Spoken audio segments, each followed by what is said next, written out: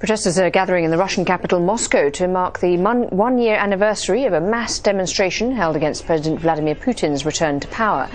These are live pictures coming into us now. That previous protest drew tens of thousands of people and ended in violent clashes and hundreds of arrests.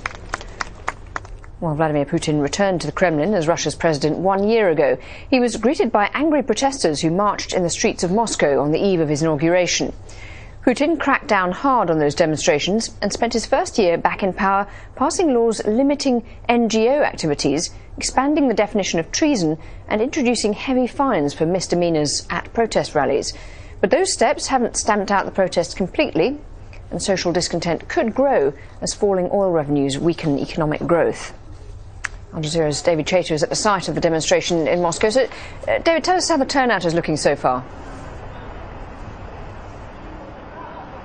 Well, the people are still arriving at this demonstration. The speakers have started already. The latest estimates put it around about 20,000. But as I say, the streets around here are absolutely full of people. They're still coming.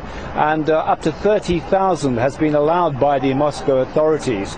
The main speaker is going to be Alexei Navalny, of course, who's facing an embezzlement trial in Kirov at the moment. He's the main thorn in the side of the Kremlin. And it's always been the case that the Kremlin has been using the full state apparatus to put not only the main protesters but many others caught up in the violent protests last year on trial. 27 of them so far are still in custody awaiting their trials, and their names have been read out by the crowds behind me. So it looks like it's going to be a pretty powerful protest. It looks like it's going to be full as much as the Moscow mayor allows, and so it's not the case yet that Putin has completely extinguished the spark of this protest.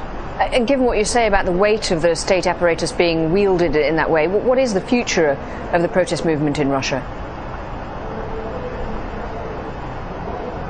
Well, just about everybody who raises their voice against the Kremlin, who sparks some sort of protest, and there was a huge anticipation last year when there were 100,000 here, that somehow this protest movement would catch fire across Russia, across the Federation.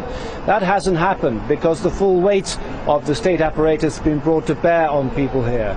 A lot of new fines imposed, people still being arrested for the violent clashes last year, some 650 people arrested at the time, and more so-called ringleaders still being arrested. So the eyes of the Kremlin are very much on this protest. They're determined to extinguish this flame, but there are many people in the crowd who are also equally determined that it will continue. So the fight is still going on, but at the moment I'd say the odds are on the Kremlin extinguishing this protest altogether. But there are many people here trying to make sure the protest still continues. OK, David Chater, thanks very much indeed for that live update there from Moscow.